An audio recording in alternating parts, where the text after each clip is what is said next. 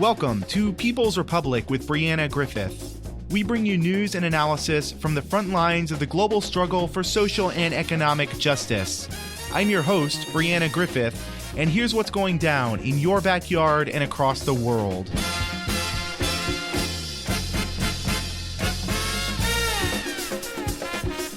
Welcome to People's Republic with Brianna Griffith. For this week, we are obviously going to lead with talking about the escalating situation with Iran, but also with Iraq, the way the U.S. has essentially heightened tensions and, for all intents and purposes, I believe, declared war on Iraq and on Iran once again by this gross violation of their sovereignty by these airstrikes within primarily Baghdad, but also airstrikes throughout Iraq on the Iraqi military, among other drastic escalations. So to talk about the situation here, we're joined by Walter Smolarek, who is an organizer with the Answer Coalition. That's Act Now to Stop War and End Racism. Yeah, Walter Smolarek is with the Answer Coalition.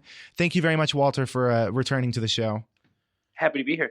The U.S. media has once again gone into their full, basically wartime propaganda mode. What we're hearing post the assassination of Soleimani is literally that Soleimani was a quote-unquote bad guy, that he was responsible for hundreds or thousands of American deaths. It very much, to me, echoes the locking into place of American media in the escalation of any American buildup to war, but specifically it reminds me personally of a lot of the kind of media coverage that we saw before and leading up to the Iraq war. What do you make of all this, and what is the real kind of situation regarding Iran, Iraq, the PMF forces, and Soleimani?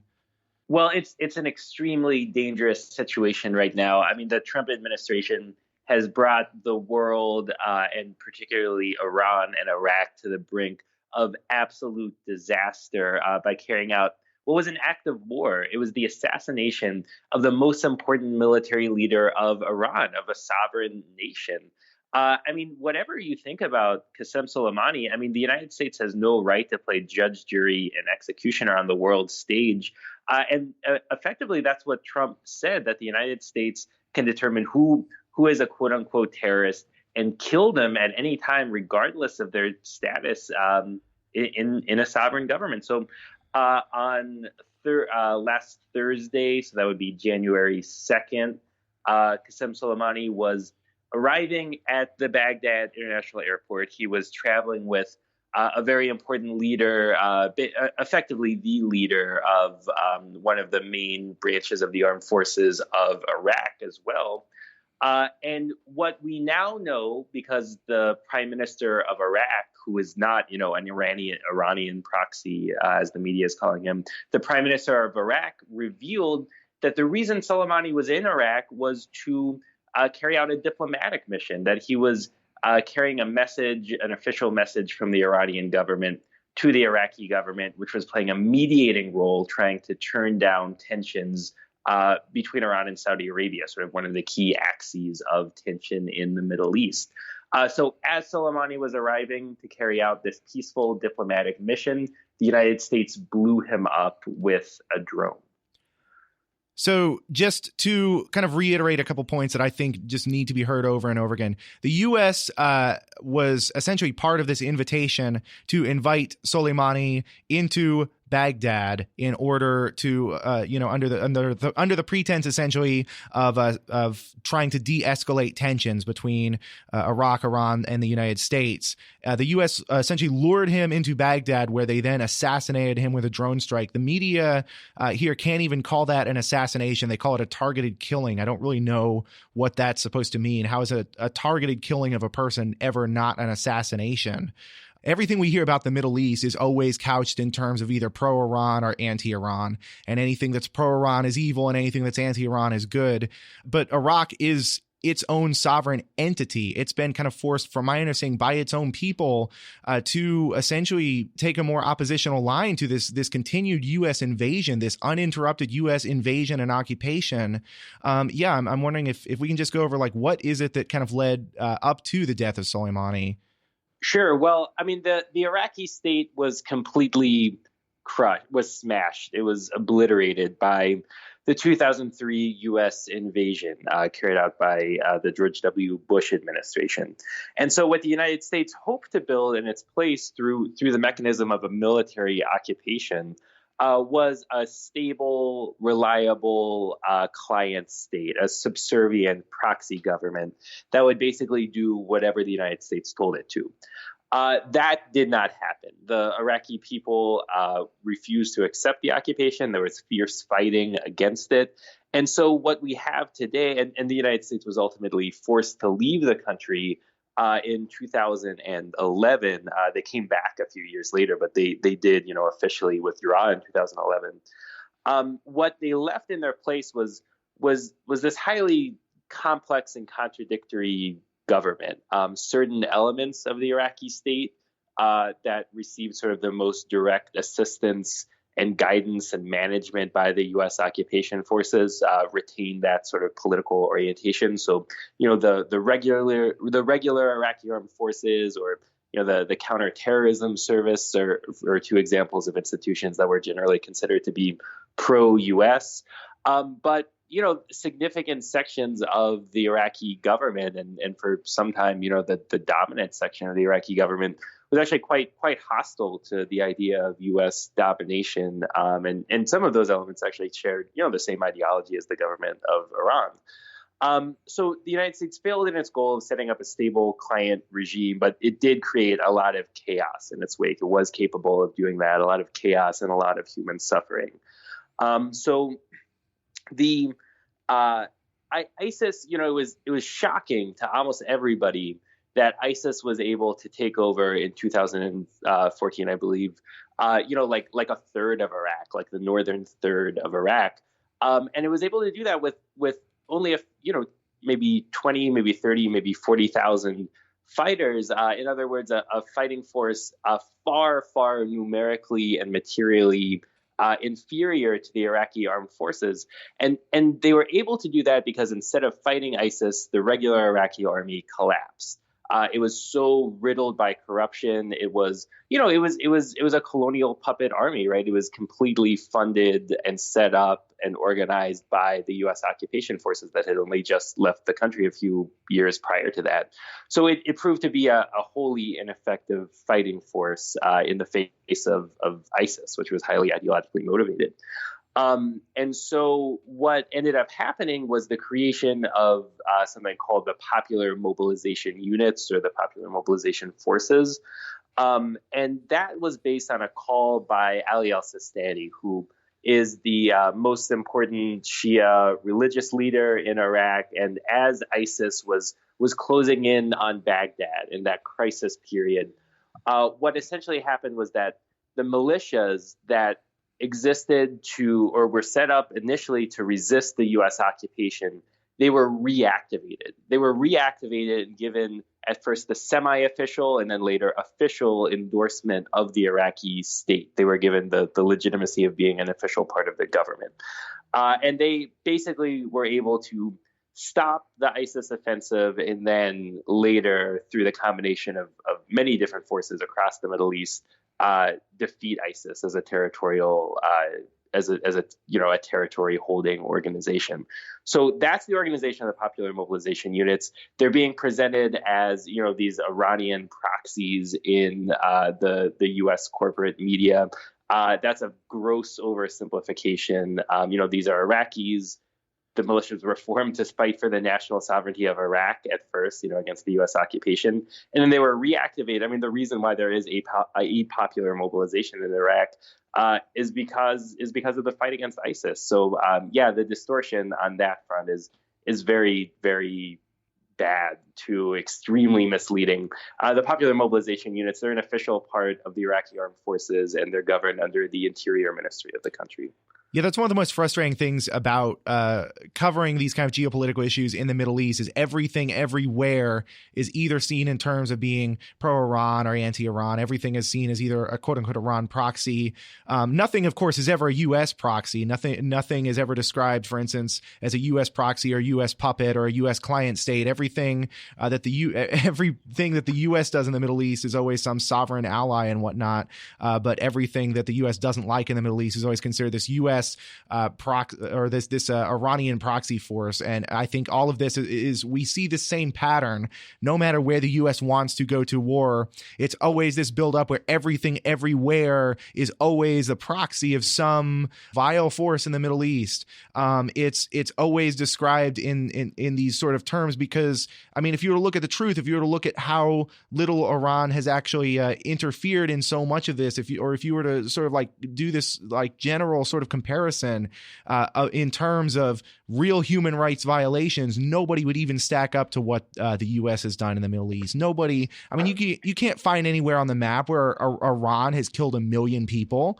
You can find many countries in the Middle East alone where the U.S. has killed 1 million people. So like and this idea that Iran is somehow a threat to peace here is absolutely absurd. This idea that Iran is the puppet master here is absolutely absurd. This is all of the U.S.'s doing. ISIS is of the U.S.'s doing. The U.S. meddled in Syria. The U.S. meddled in Iraq and was funding these different and arming these different militia groups that led to the rise of ISIS. And it's clear that they had enough internal knowledge to know what it is they were doing when they led to this funding of ISIS. So here we have essentially these different forces. Again, we're talking about sovereign Iraqi forces here that, from my understanding, of course, the geopolitics here are very complex. There are different versions of these militias. There are different kind of sectarian lines and whatnot. So it's like not a single aligned force. It's either pro-Iran or anti-Iran. But generally, like I think there was a little bit of coordination between sort of the different forces involved that were against ISIS because ISIS also threatened Iran. And so that's if there, again, not to say that anything is quote unquote Iran backed, pro-Iran or Iranian puppets or Iranian proxies, but if there was any coordination here, it was to contain the threat of absolute chaos, the threat of absolute destabilization that the U.S. unleashed on Iraq and on Syria and on other countries in the region. I mean, I completely agree with what you're saying. Yeah, I mean, the Popular Mobilization Forces, right? It's a coalition. It has lots of different groups involved. Some share the ideology of the government of Iran, some don't. But the reason why they're all together in one organization is right because they had to defend their country from ISIS. And just to elaborate a little bit more about what you're saying about the role of the United States, the central role of the United States and the creation of ISIS in the first place. What we're talking about isn't that, in some CIA meeting, there was a scheme concocted to create a terrorist organization called ISIS. But absolutely, the United States is responsible for it because of the colonial divide and rule strategy it pursued to pacify Iraq. The Donald Rumsfeld infamously said ahead of the 2003 invasion, I think the war will last 6 days, 6 weeks, I doubt 6 months. And of course, that was completely, I couldn't have been more wrong, but it was emblematic of the imperial hubris that the U.S. went into the country with. They thought that this would be, just a no problem war. We'll get in and out of there in a couple months. And then we'll move on to the next country in the Middle East to destroy. But that's not what happened. There was fierce fighting. And so to pacify the country, the United States did what colonial powers have done throughout history and tried to seize on every ethnic or religious or whatever fault line pre-existing division in society and inflame those divisions to their own benefit. So the system of government that was set up in Iraq by first it was this dictatorship led by this American guy who didn't even speak Arabic, L. Paul Bremer. He was the head of a thing called the Coalition Provisional Authority. But after that, the Coalition Provisional Authority shepherded through this new governing structure. And under that new structure, the president of Iraq would always be a Kurd. The prime minister would always be a Shiite Arab. And the speaker of parliament would always be a Sunni Arab. So they set up a system of government that was explicitly sectarian, and that's reflected in all sorts of other reservation systems, in lower bodies of the Iraqi state as well. And that became such a talking point during kind of the initial years of the Iraq War, as it started to drag on. Was these sectarian systems have always been around. The quote unquote Middle East has always been like this. They're always fighting each other over religion or whatnot. Well, no, the sectarian system dates back to the 2000s. The sectarian system is the byproduct entirely of the United States. Absolutely, 100%. I mean, so important to keep dispelling that racist myth that, oh, well, they've always been fighting each other over there. Not true. Not true. This essentially led to a civil war in Iraq, that reached its height in 2005, 2006. There's horrible death, all because of this divide and conquer strategy. And in that chaos, the official Al-Qaeda wing of Iraq emerged. It was called the Islamic State of Iraq. There was no Al-Qaeda in Iraq prior to the 2003 invasion, even though there was, this ridiculous scaremongering about that. Al-Qaeda was able to get a foothold in the country because of the chaos and civil war that the U.S. brought there. So, the Islamic State of Iraq expanded into Syria when the United States did a lot to set off the civil war there, the regional war, or global war, really. That's been raging since 2011. So they were able to expand into Syria because of that chaos. They renamed themselves the Islamic State of Iraq and Syria, ISIS. Later, they just dropped it to the Islamic State. So that's where it came from. I mean, that's where ISIS came from. And so, yeah, that then kind of brings us, as we were talking about, to the defeat of ISIS by largely, this coalition that included the Iraqi Popular Mobilization Forces, the PMFs, then became a part kind of the Iraqi military of the Iraqi state. We also then see these kind of massive protests. We covered the kind of protests. Generally speaking, I kind of included this in the protests against neoliberalism that were happening around the globe late last year. And so there were these massive protests, at which point this is when it seemed that the U.S. started essentially trying to reassert this kind of colonial dominance over Iraq, as the U.S. embassy came under protest, as the soldiers essentially threatened this kind of violence. Can you talk about what sort of led to that particular escalation, sort of I know we're kind of jumping back and forth here, but I think it's important to talk about what the actual quote unquote attack on the embassy by quote unquote pro-Iranian forces, which in fact was a protest by these, again, Iraqis against their colonial overlords. Yeah, can you talk about just kind of that phase of things leading up to the assassination of Soleimani? Yeah, absolutely. So for the week prior to the assassination, there was already mounting tensions. So there was a rocket that landed near one of the U.S. Military bases in the country, military bases that, I think lots of people in Iraq rightfully think are completely illegitimate and in fact represent a criminal invasion of the country. And one American who was not a member of the armed forces. He was a contractor working closely with the U.S. military, but he died in the rocket attack. And so, again, it's remarkable how imperialism, sort of retains the same set of tactics over time. Whenever somebody from the imperialist, colonizing power is hurt or killed, the reprisals taken out against the oppressed people are always massively disproportionate, to send a message, essentially as an act of terrorism, to terrorize the population into submission. And so in response to a rocket that killed this one American, the U.S. government carried out a wave of airstrikes, both in Iraq and in Syria, 5 airstrikes altogether that killed close to 30 people and injured many, many more. And it targeted an organization called Kateb Hezbollah, which is one of the component parts of the Popular Mobilization Forces. So because of that, right, because the United States carried out this brazen attack on, again, an official institution within the Iraqi armed forces, an official institution of the Iraqi government, there were protests, right? People were upset about that, especially supporters of these organizations, and so there was an occupation that was set up in front of the U.S. Embassy, which is a massive, massive complex in this sort of secluded part or heavily guarded, militarized section of Baghdad called the Green Zone. Protesters went in there. People set fire to the outside perimeter walls.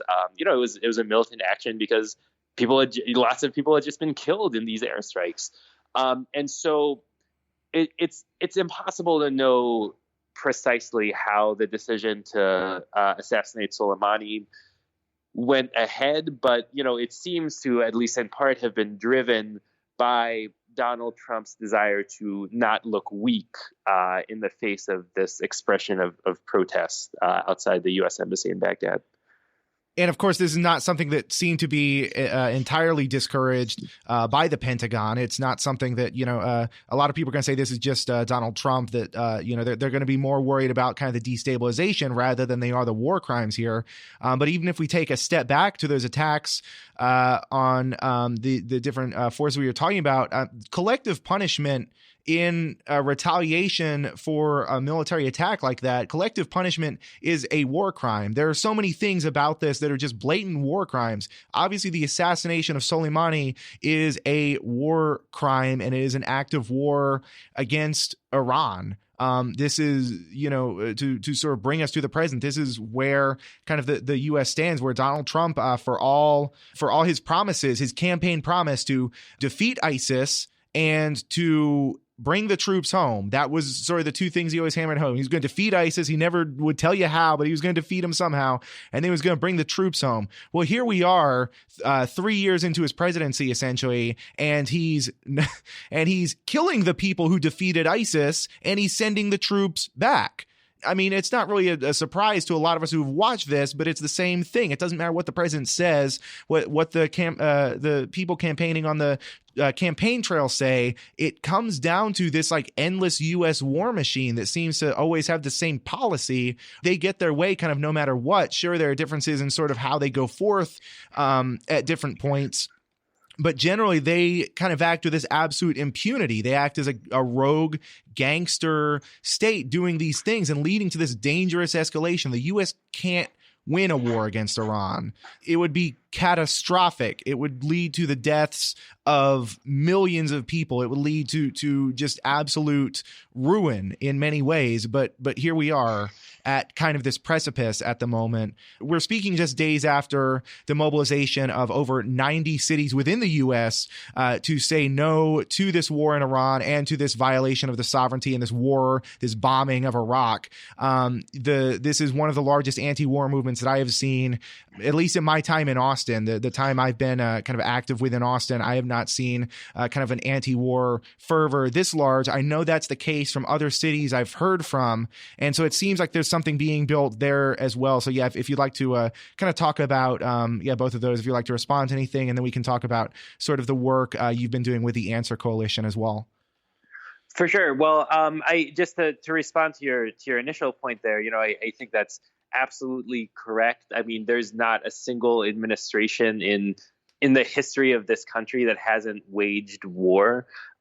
Since the advent of these giant monopoly corporations in the U.S., since the big banks became dominant, it's been kicked into overdrive. I mean, just think about all the assassinations and coups and invasions and threats of invasions that the United States has carried out, just since the end of World War II. I mean, it's scores of them. I mean, no other country on the planet acts like this. And it's not coincidence that every single administration, Democratic or Republican, follows the same basic principle, which is that the United States must dominate the world. The reason why they want to dominate the world is so that a tiny handful of people who own the big corporations, who are on the boards of the banks, that they can continue to make profit, that they can reign supreme when they exploit people in any corner of the world. So that's what we're dealing with. We're dealing with the system. Now, the different managers of those systems, they can have differences of opinion. They can differ on strategy and tactics, but it is definitely important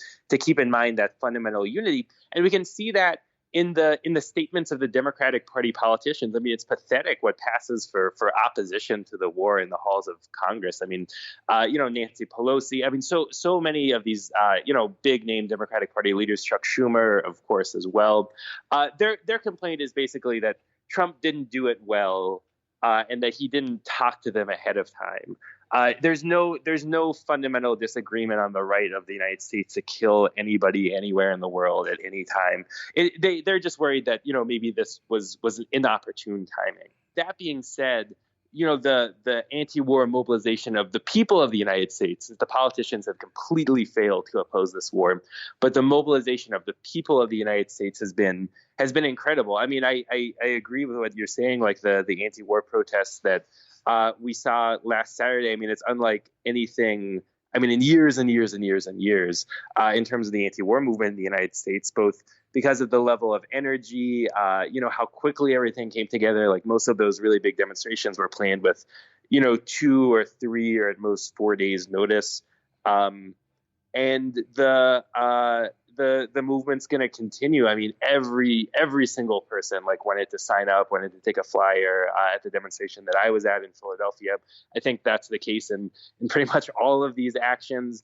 And there's going to be another huge day coming up. So on January 25th, there's going to be a global day of protest. If you want to learn more about this, you can go to answercoalition.org.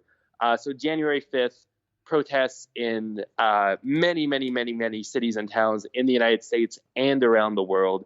I think it's going to be another historic day where the people of the world can rise up and say no to this impending catastrophic war.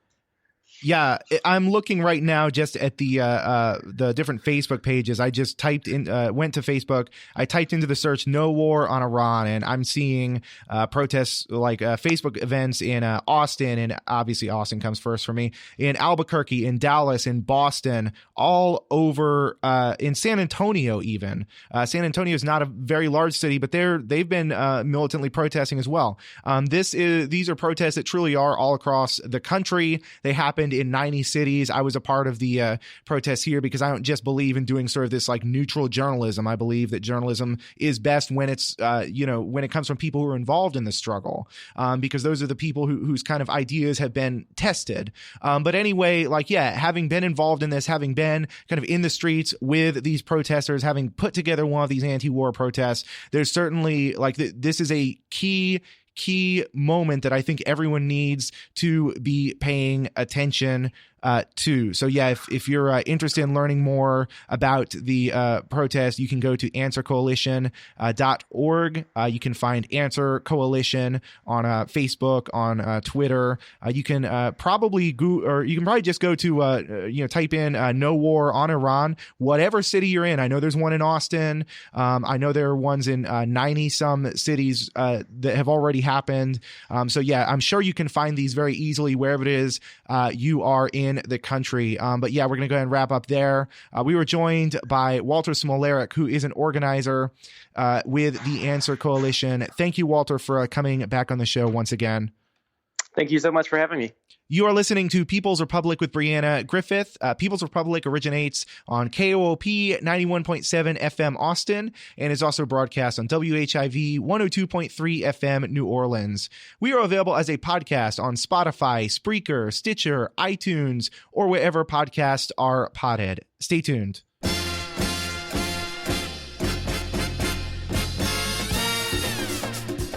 And so as we continue into the second half of the show, People's Republic, we are going to go into one of our monthly segments. This is Socialism 101 with Winn Ellinger. And as we talk about kind of socialist theory, we're going to connect it to kind of the situation today in Iran, in Iraq, and generally regarding the U.S. empire. So thank you very much, Winn, for coming back on the show. Absolutely. Thank you very much for having me. So yeah, we were talking a little bit about the different kind of stages of imperialism. We had talked a little bit about sort of the Leninist theory on imperialism for the last segment we did. Can you tell us a bit about kind of what essentially the I would say mostly 20th century developments that kind of brought us to the point we are at today? Well, in terms of where the 20th century left off or kicked off, rather, the U.S. has really started to come into its own as like a serious imperialist power, because the rest of the imperialist powers were mainly located in Europe, the UK, France, Germany. I'm sure I'm forgetting a couple. I think like the Austro-Hungarian Empire at one point. And so they all, colonized and divided up Africa and the rest of like what I would deem the global South and everything like that. They really carved those up and just to get more resources to fund their imperial cities as well as the rest of their colonial projects.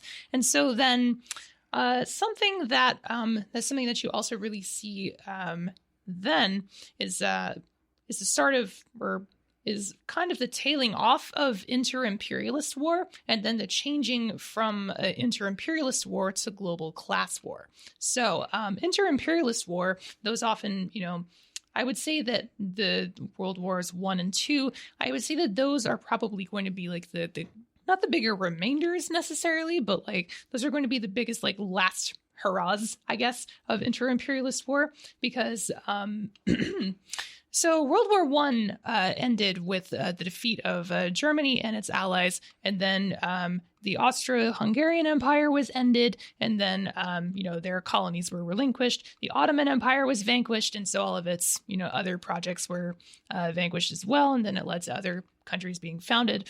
World War II was much in the same way, but then after World War II ended, the era of like explicit colonialism came to much of an end, and then there was the rise of what we now deem the Cold War, which is the U.S. and its allies, and the capitalist imperialist class, and the states that they run, versus the socialist bloc, the USSR, the eventual communist China, and all of its other communist-inspired revolutions. Capitalism every 10 years or so goes through major economic crisis just due to sort of the boom and bust cycle of that's considered to be a natural, quote unquote, natural part of the capitalist market. Mm-hmm. But then every 30 years or so, it hits these other kind of crises that provide essentially this existential threat to that particular form of capitalism. So the way that capitalism, this capitalist system, because it has these sort of inherent contradictions built into the system that it cannot necessarily resolve.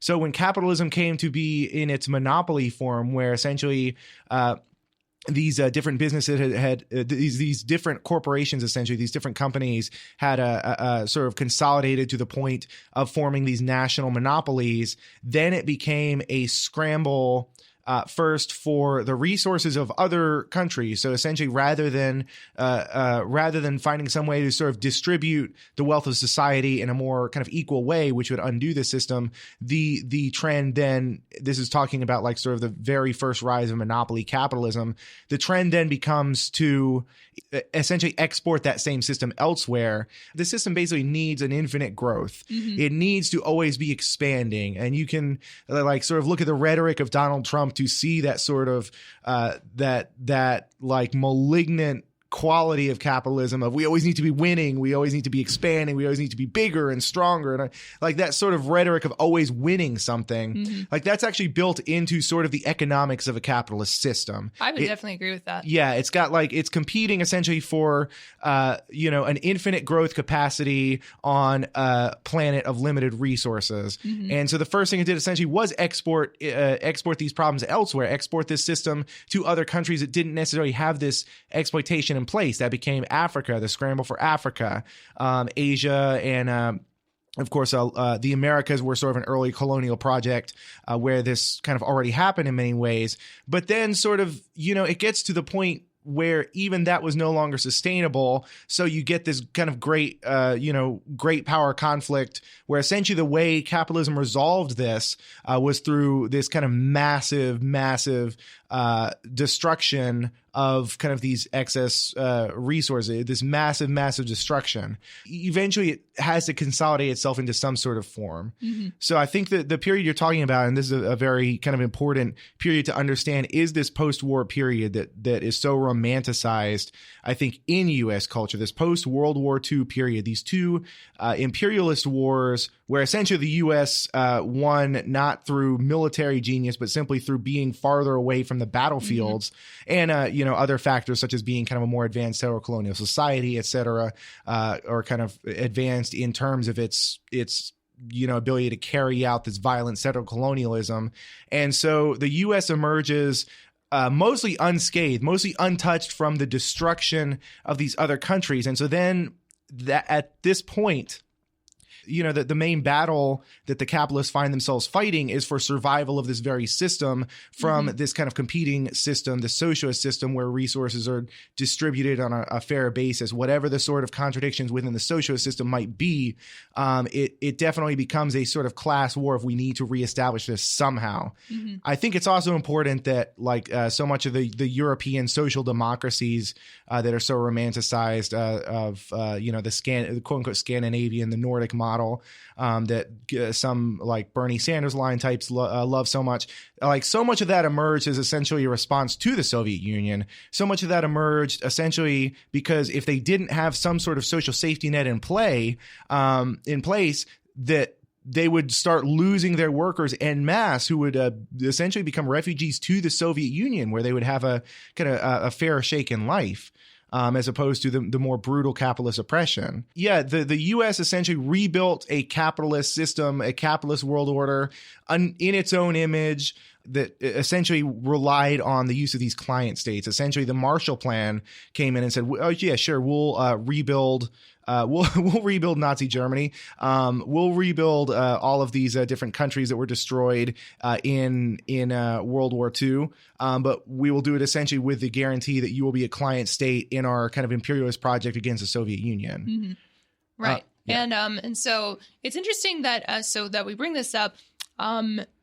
Even before the conclusion of World War II, actually, I remember reading when shortly after the outcome of the Russian Revolution, after the Bolsheviks solidified power, there was the event of the Russian Civil War as well. And then they didn't just have to fight, the White Army, which was also like the kind of resistance to the Bolsheviks in Russia at the time. They also had to fight. A myriad of other foreign troops, including U.S. troops. And that was even also from the then Empire of Japan as well. And so that's the thing you got to keep in mind. So it's the U.S., it was France, the Empire of Japan, and then a couple others as well. And so the thing that they all have in common is that they all were imperialist. They all had those same economic interests that they were like, all right, so this workers' nation, this Soviet Union, this is a threat to us. And so that we need to take it out. We need to snuff out this flame so that, workers in our countries don't get the same idea. And the other part of that is during World War II, that the U.S. essentially, the U.S. strategy was to simply allow Nazis and communists to wipe each other out, so that the U.S. itself didn't have to do that sort of dirty work. Essentially, though, it was the Soviet Union who wiped out essentially the Nazi war machine. It was the Soviet Union who bore the brunt of the fighting, who did the brunt of the fighting and bore the brunt of the losses. And so, when we're talking about that post-war period, what we immediately saw was the reinstallation of actual Nazi regimes in many of the countries. People wonder why the USSR built kind of defenses around what was known as the quote unquote Iron Curtain. Why the USSR felt the need to protect those countries? Well, because the U.S., Britain, and other of the surviving capitalist countries in this were essentially installing Nazi regimes, overthrowing governments. You can look up Operation Gladio, which essentially shows how the U.S. was interfering. Like even today, we don't know that much about Operation Gladio, but we know that essentially the CIA was interfering in the countries of Europe to keep Nazi regimes in power. Many residents of East Germany today, if you talk to people in East Germany, many people will say they had it better in East Germany than they do in kind of unified Germany today, because again, like all of the many of the Nazi bureaucrats and whatnot were actually brought to power in West Germany. You can go on down the line, but the point was essentially to create a U.S. unipolar world order. It was kind of it had the other pole of the Soviet Union, the socialist pole there.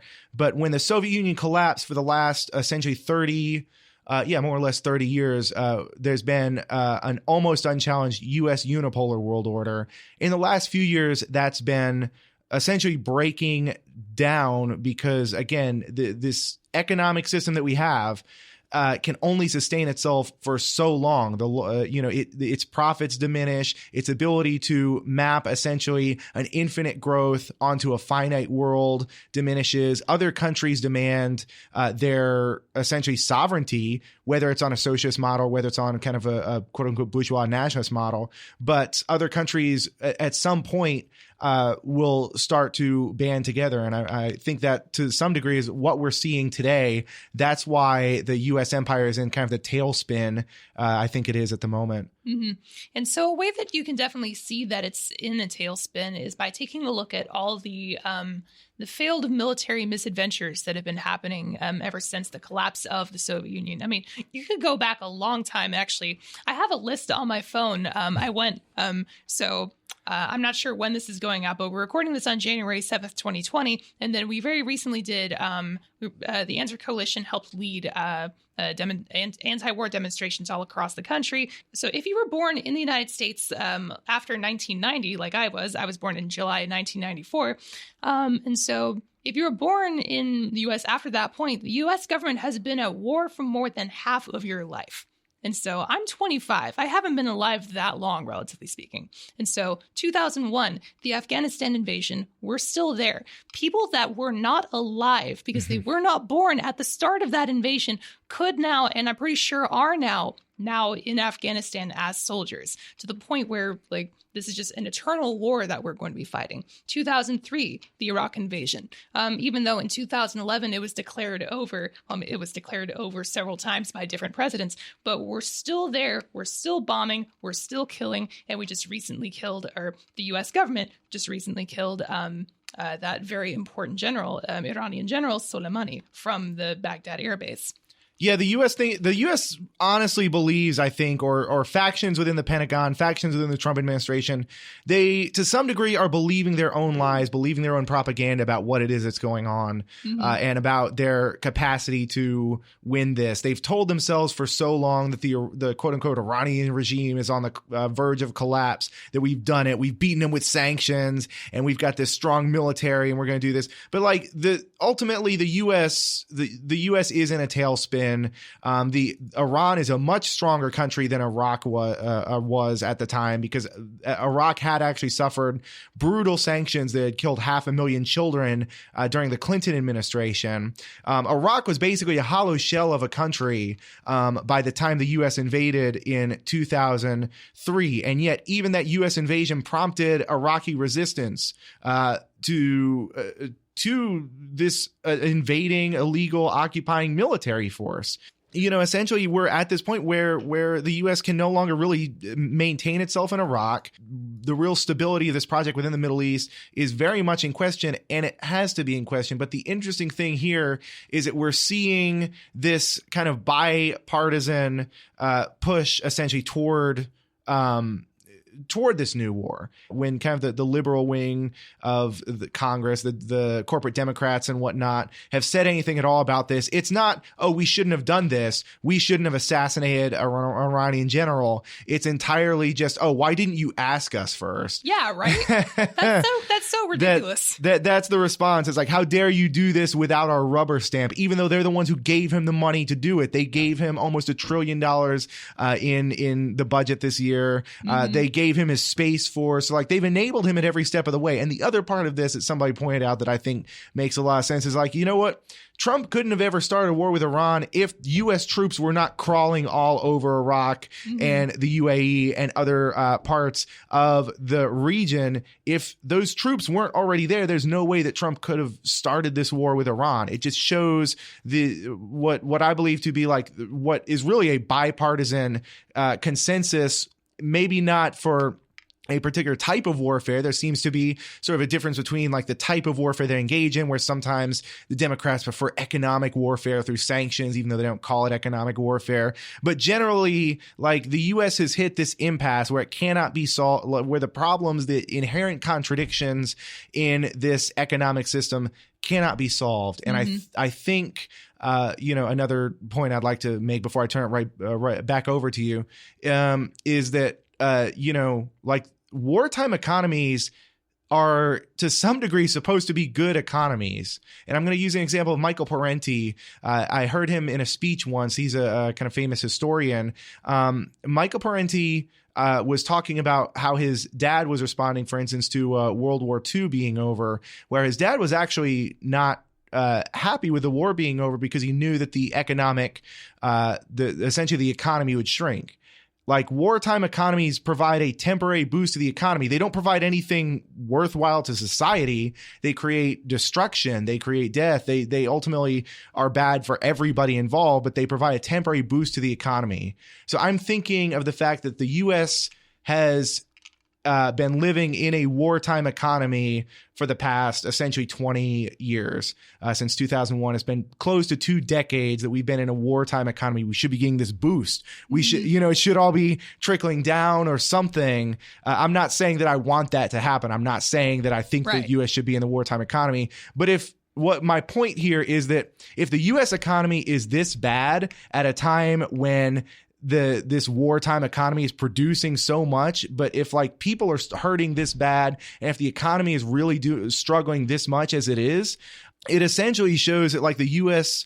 project, the U.S. social and economic project as it exists, could not in some ways survive if it ever had to de-escalate from this permanent wartime cycle. And so something here, I mean, everything has got to change. There's so many things here that absolutely, I think, have to change, because this is not a stable country. This is not an empire that's doing well. It shouldn't be an empire that's doing well, but this empire has to end, and we need, I think, a more just system. Obviously, we need to be the people to make that happen. It's not just going to happen because people see that's the right thing to do. And so that reference that you brought up from Michael Parenti was very interesting. It just made me made something click inside my head. So if you have a society that's organized around the pursuit of profit, and that's like the number one thing that everybody is going after. So all the companies that a country has, obviously they're in pursuit of profit, no matter if they're like large companies, small companies, or, the independent small businesses that we all love to, to hold up in this country. If that is the main thing that your society is structured around, obviously, you're going to go to where the money is. You're going to go to whatever you think or whatever you can prove will generate the most profit. And so there's been a time where, war has generated short-term profits, just as you mentioned.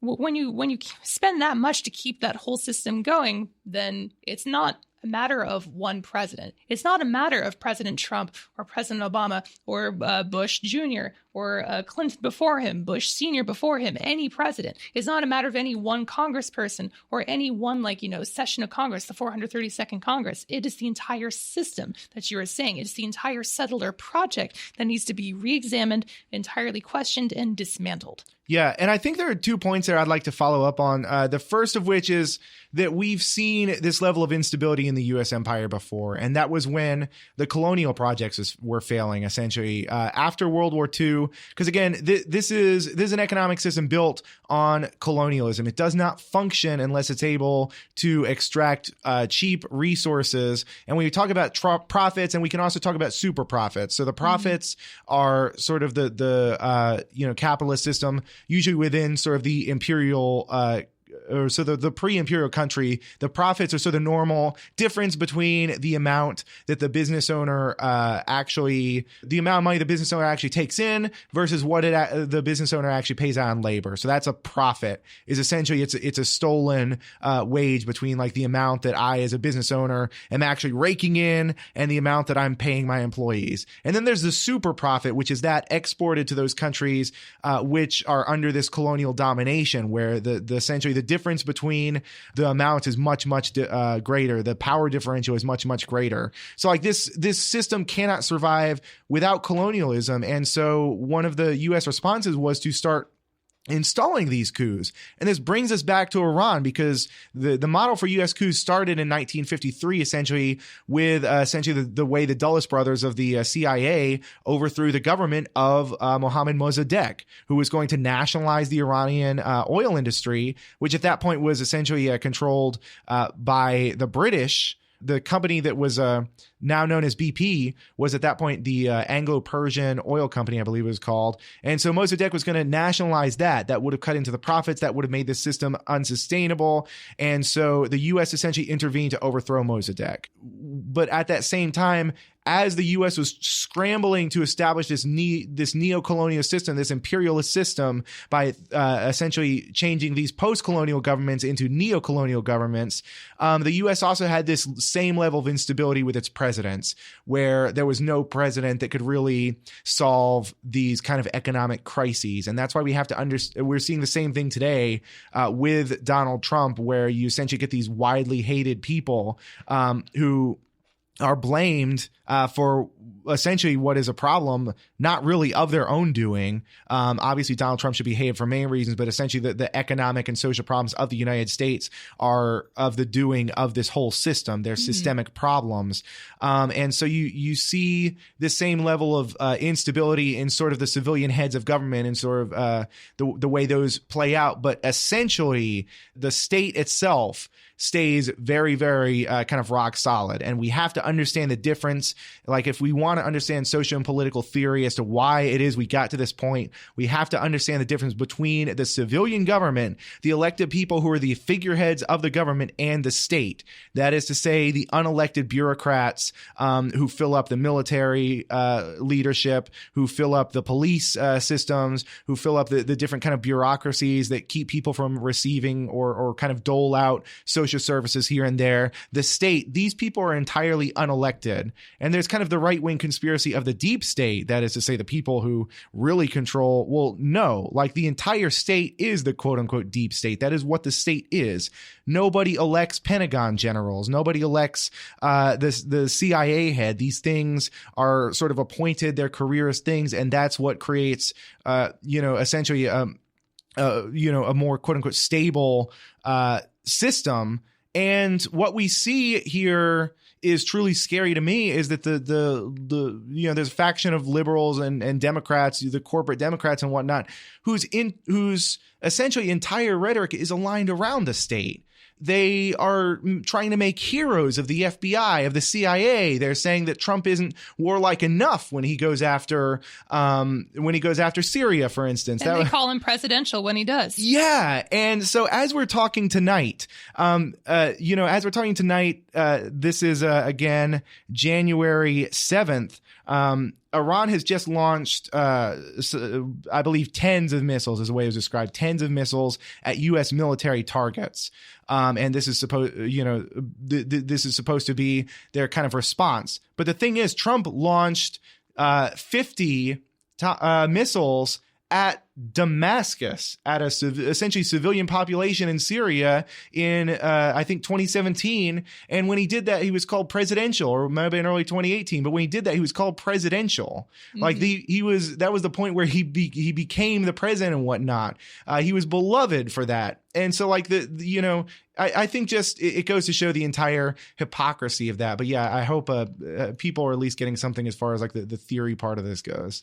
Whether or not people are understanding the theories about it right now, not necessarily people like listening to this show, but I'm talking about like people, concerned people all across this country. There are a lot of people that are really being energized by this and being and just reacting like, oh God, this is awful. We actually need to do something about it. And so that's why the Answer Coalition and other anti-war organizations have been so active in recent days, leading demonstrations to say that the Pentagon murder machine does not speak for us, the actual working people of this country.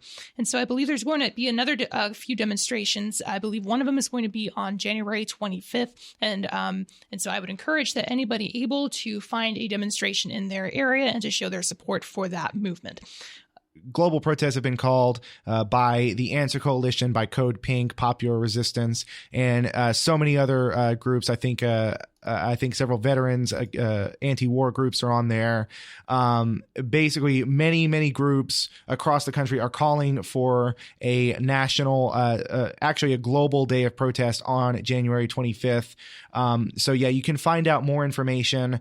There's almost certainly, if you're in any kind of major city or major basically any area within the U.S., there's a good chance that you can find a protest near you. Just either go to social media, go to Facebook, and you can find different No War on Iran. You can go to answercoalition.org is probably the best place to find a protest near you. And so, yeah, this is truly, I think, a crucial moment where, theory is also meeting practice and vice versa, that this theory doesn't come out of some sort of void of just, understanding these things just for the sake of being intellectual, a detached intellectual rather.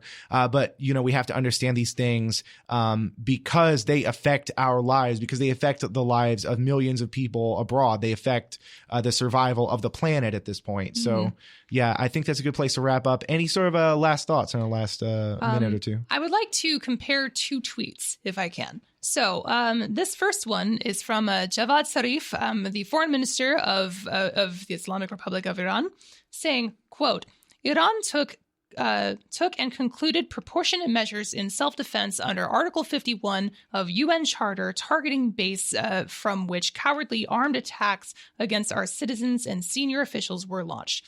We do not seek escalation or war, but will defend ourselves against any aggression, unquote. And then from our stable genius in chief, Donald Trump, later that day as well, quote, all is well.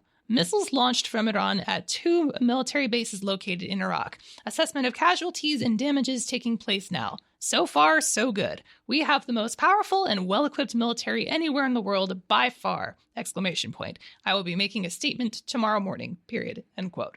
So, if we just wanted to briefly compare, I think seeing those two tweets is actually just seeing a nice kind of comparison about how these the main differences between how Iran and how the U.S. is handling this recent aggression. Iran is saying, we will defend ourselves. We do not seek an escalation. We do not want war or escalation at all. We can and will defend ourselves.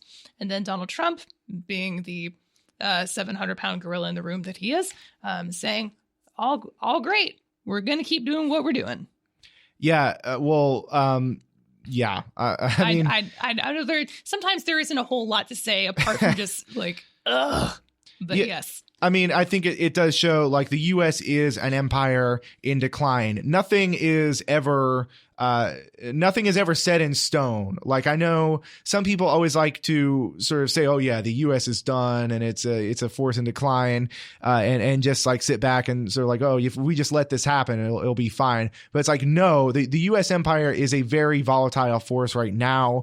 As with most empires, it does truly have the capacity to either collapse and to sort of go, peacefully and survive, save the planet, or it can collapse in the other direction and essentially, as a star goes supernova, try and take everything and all life out with it. So, I don't believe anything is ever set in stone. And that's why, to me, it's important right now for people to be rebuilding the anti-war movement, a militant anti-war movement that doesn't rely on sort of the corporate Democrats in Congress, but which have, again, like their entire response to this has simply been, why didn't you tell us first? Why didn't you ask for our rubber stamp? But we need a militant anti-war movement that's willing to take to the streets and say that enough is enough, that Iran has not attacked anybody. everybody that this is U.S. aggression, that people are dying because of U.S. aggression, and that we demand an end to that. So once again, you can find more information about the upcoming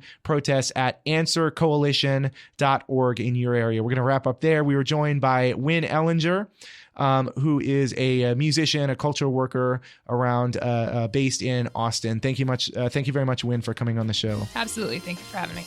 That's all we have for this week. You have been listening to People's Republic with Brianna Griffith. People's Republic originates in Austin, Texas, and is also available as a podcast on Spotify, Spreaker, Stitcher, iTunes, or wherever podcasts are podded. You can also find us on Facebook and Twitter at People's Radio ATX for more news and analysis. We are out of here.